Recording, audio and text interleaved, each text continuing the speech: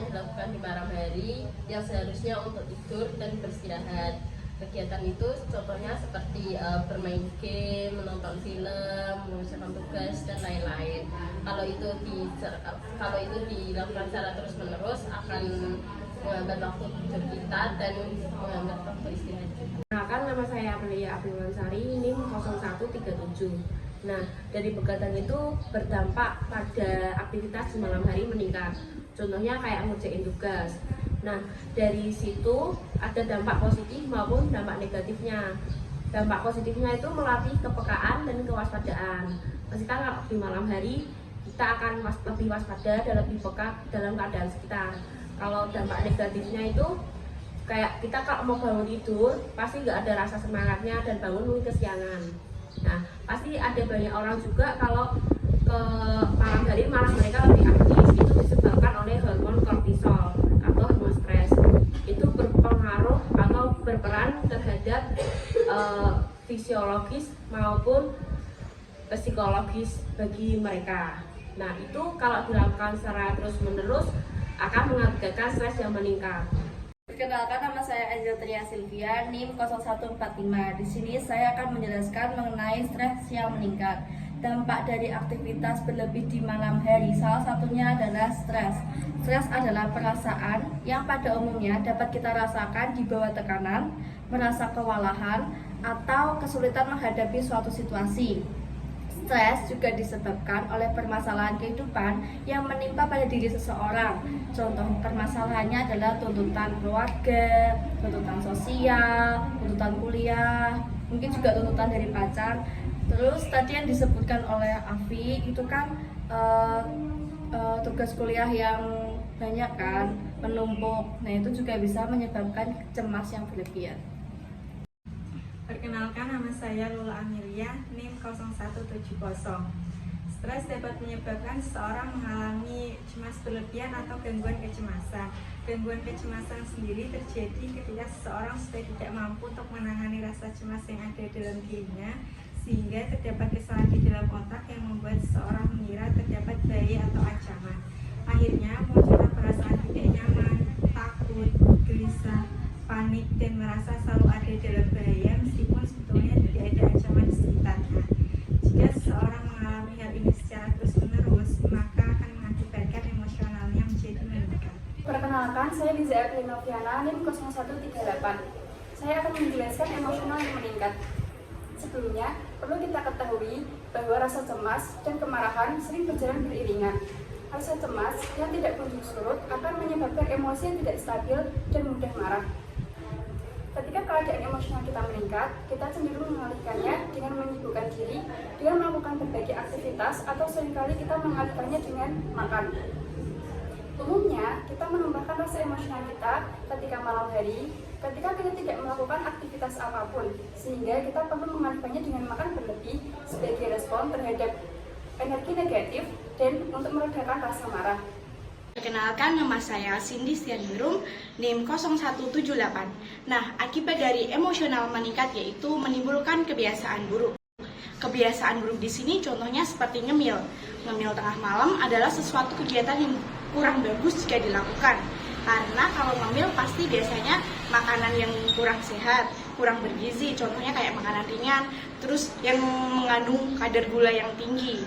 Ya, meskipun makanan atau minuman tersebut dapat meredakan emosi dan menaikkan mood menjadi lebih bagus, tapi tetap saja tidak bagus untuk kesehatan tubuh. Dan dampak dari kebiasaan buruk tersebut yaitu pola makan menjadi tidak teratur. Karena kalau malamnya udah banyak ngemil, udah kenyang, jadi paginya pasti malas untuk sarapan lagi. Perkenalkan, nama saya Laila Nafisah, NIM 0173. Kebiasaan buruk seperti nyemil tengah malam akan mengakibatkan pola makan menjadi tidak teratur.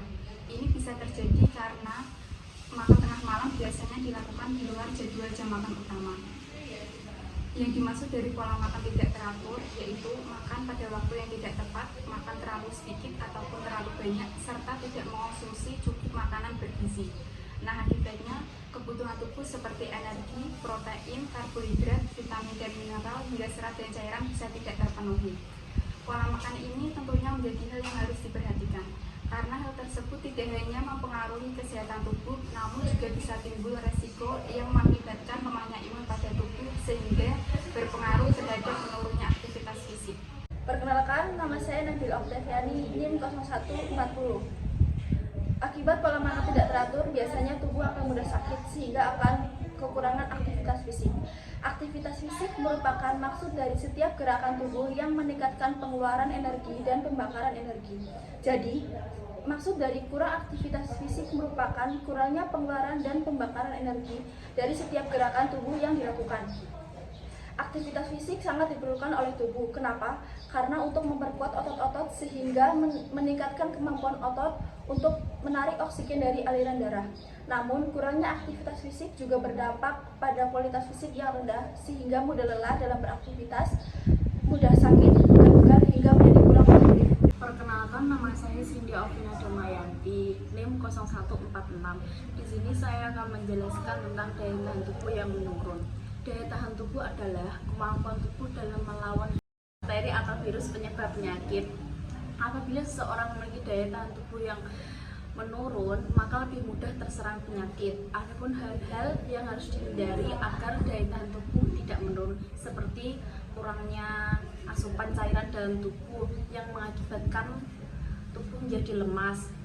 Akibatnya tubuh lebih mudah terserang penyakit atau tertular penyakit. Adapun hal-hal lain seperti kurangnya istirahat dengan cukup, jarang olahraga, dehidrasi, stres, dan lain-lain. Perkenalkan, nama saya Dia Arun Retnawati, NIM 0143. Kesehatan tubuh menurun juga bisa menyebabkan hipertensi.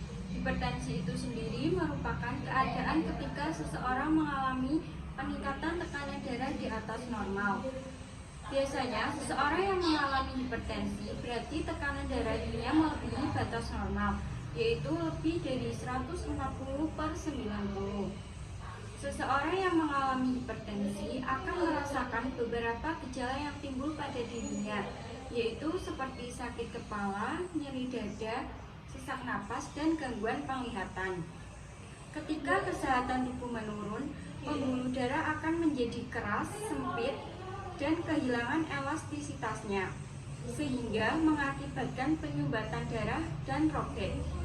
Jika pembuluh darah semakin keras dan kecil, serta tekanan darah semakin meningkat, maka jantung harus berusaha lebih keras untuk mengalirkan darah. Saya Nabila Nandewati, NIM 0162. Saya akan menjelaskan tentang cara mengatasi hipertensi. Cara mengatasi hipertensi lebih baik dilakukan secara medis agar penanganannya tepat dan tidak memperburuk kondisi. Sebelum terjadinya hipertensi, ada beberapa cara untuk mencegah terjadinya hipertensi. Yang pertama, tidur yang cukup dan berkualitas. Tidur yang cukup dan berkualitas itu tidur selama 7-9 jam per hari, diusahakan tidur sebelum dini hari. Dikarenakan tidur pada dini hari memiliki resiko yang lebih tinggi terhadap kesehatan tubuh. Yang kedua, mengonsumsi garam secukupnya. Yang ketiga,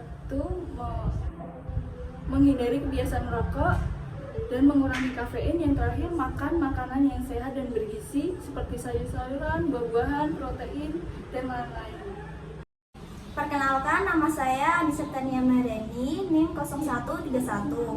Saya di sini akan menyimpulkan dari materi ini, yaitu begadang atau kurang tidur yang terus-menerus terjadi dan dalam waktu yang lama dapat mengakibatkan penyakit hipertensi atau darah tinggi. Prosesnya dimulai dari gangguan pola tidur yang buruk, aktivitas malam yang berlebih, stres yang meningkat, cemas yang berlebih, perubahan emosional yang tidak terkendali yang dapat menimbulkan kebiasaan buruk, yaitu mengemil pada malam hari, khususnya makan makanan yang terlalu asin. Akhirnya pola makan menjadi tidak teratur, yaitu sering menunda-nunda waktu makan. Selanjutnya, kurangnya aktivitas fisik yang dapat berpengaruh pada kesehatan tubuh menjadi menurun. Umumnya, waktu tidur yang berkualitas untuk orang dewasa yaitu 7-9 jam semalam perharinya. Seseorang yang tidurnya kurang dari 7 jam semalam perharinya dapat berpengaruh terkena penyakit hipertensi yang lebih tinggi. Pasalnya, selama tidur, tekanan darah cenderung menurun.